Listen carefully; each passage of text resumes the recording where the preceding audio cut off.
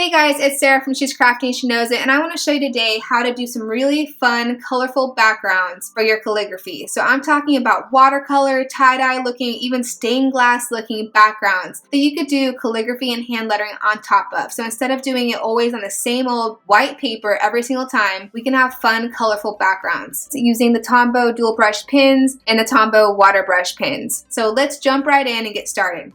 I just did a watercolor background on here. It's actually one sheet that I cut apart into two so that they kind of went together like that. And then this one, I actually used washi tape to do the borders. So let me show you real quick how to do the washi tape one. I have a huge roll of washi tape right here. I just used some of the thicker one for the border, the thinner one for the little inside, and it kind of gave a stained glass look to it.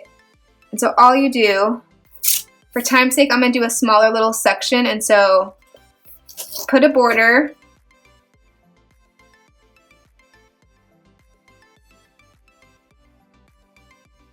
And so there's my border. I'm not sure if that's exactly straight, but for the sake of showing you, I'm trying to go quick. So I have a thin little washi tape now, and I'm just going to make a little pattern. It does not have to be perfect. Just like a little, we're going for like kind of a stained glass look, so not perfect, just crossing the pieces.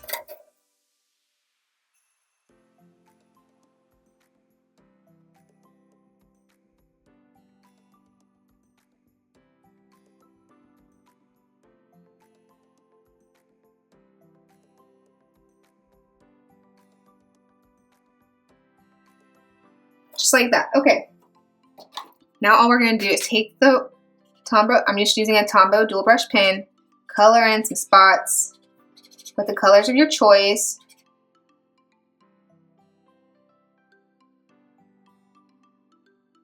Okay, now we're going to get started. I'm going to use the fatter of the water brush. The Tombow water brush set comes with 3 different ones. This is like the fattest. It has a flat tip. Just since we need to cover more surface area, I'm just going to use the fattest one. I already have water in the pen. So I should have shown you, to put water in it, you just untwist it and fill it with water. Untwist in the middle. These are super easy to use. So you're just going to go through, and you're going to brush over it, and it's going to blend the colors together. And now if it gets too wet, the brush is too wet, you can always dab it. If you think it's too wet on here, you can dab it with a paper towel if it's a little bit more wet than you want.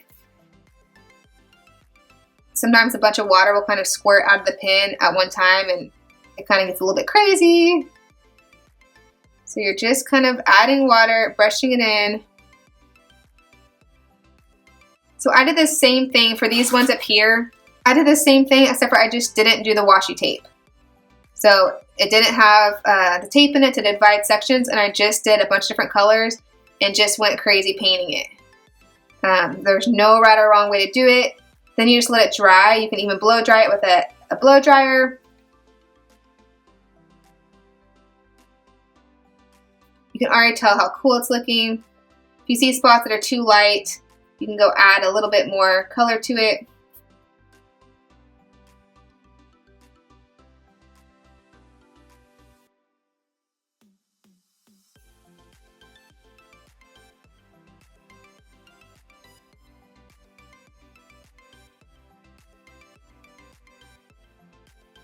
Okay, blend this a little bit more down here. Okay, I'm going to go dry it real quick, the blow dryer, instead of letting it air dry, just so we can work through it real quick. Okay, I am back. It is dry, so now I'm going to peel it up. Try and do it gentle. This is just such a cool stained glass look to me, and it's so easy. I'm talking about less than 10 minutes. That easy. So there we are. So you could write over it just like I did for this one, or you can just leave it as is. And like I said, if you don't want to do the stained glass look, you can just do watercolor. So let's do a quick little sample of just watercolors the same way. So you're just going to do sections of color. So I'm going to get a piece of cardstock to use to kind of get some of the color off of the water brush.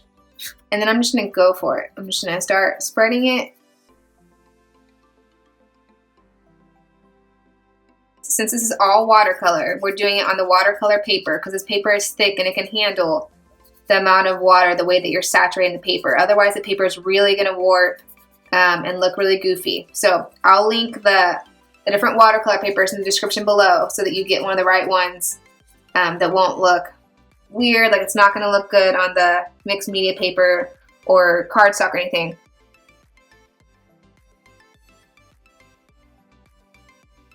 So this looks kind of very, I don't know, to me it just looks really pretty the way it's all brushed the same way. So you could brush a different direction. This is all stroked. That's why I did this one all on one sheet, because I want it to look the same and cut it in half.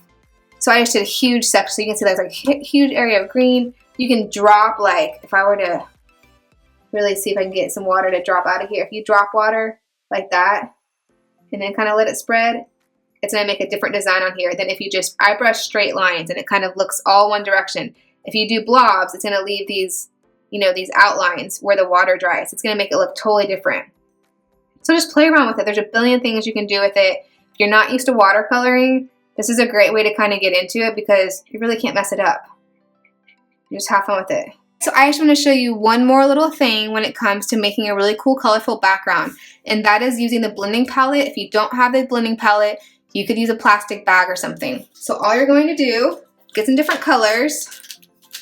I'm going to use 4 different colors. You are going to scribble all over the blending palette with these colors.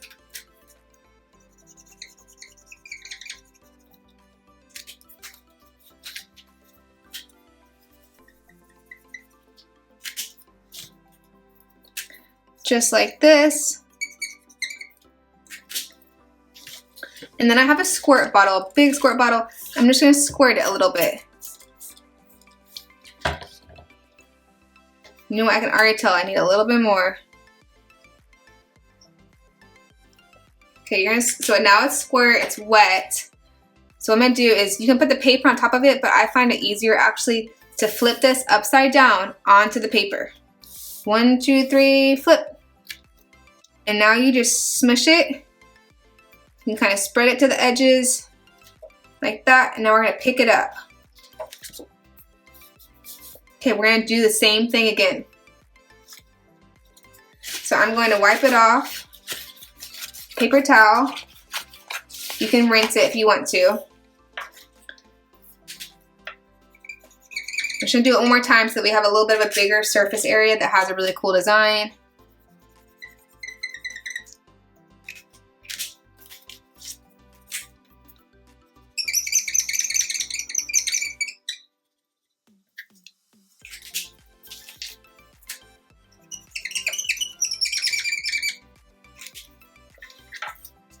So I have it like this. I'm going to squirt it.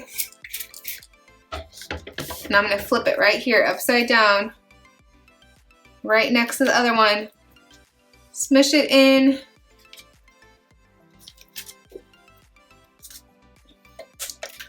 I can even push a little bit more right in the middle. Okay, I'm going to go dry it real quick. So depending on how many colors you use, how much water you use when you put it down, it can look really cool. So this has a very like tie-dye look. I love, personally, some people probably hate it, I love the runs when it kind of like the water runs or the paint runs and it leaves a streak. So this looks super cool to me. So you have this, and then you just take a marker, a black marker, whatever, and write something over it. You can write whatever you want on it. Use the black. The black really pops on there.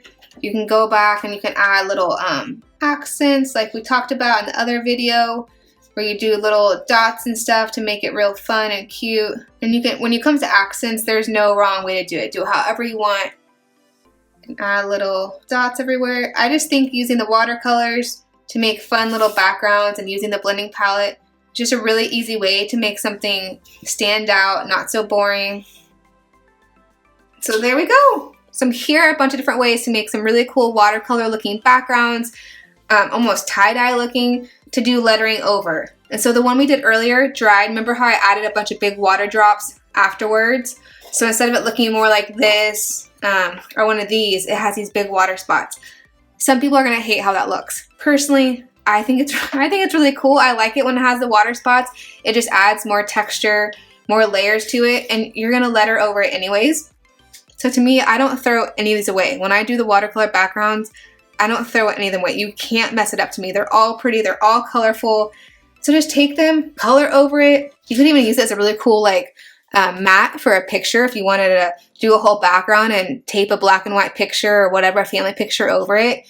You can do so many things. You can make cards for friends. Just have a blast with it. So I hope you liked this video. I hope it gave you some ideas on how to make some really cool, colorful backgrounds for your calligraphy and your hand lettering. Like I said, all of the stuff that I talked about, all the supplies are linked in the description below this video. I have tons of ideas on my Instagram. I'm putting ideas on my blog, so just check it out. If you have any questions, comment on here. Let me know what your questions are, and I'll try to help you out the best that I can. I hope you're having a great day. Hope you and your family are staying safe and well, and I will talk to you soon. If you like this video, please give it a big thumbs up, and make sure you subscribe for more videos. Bye, guys.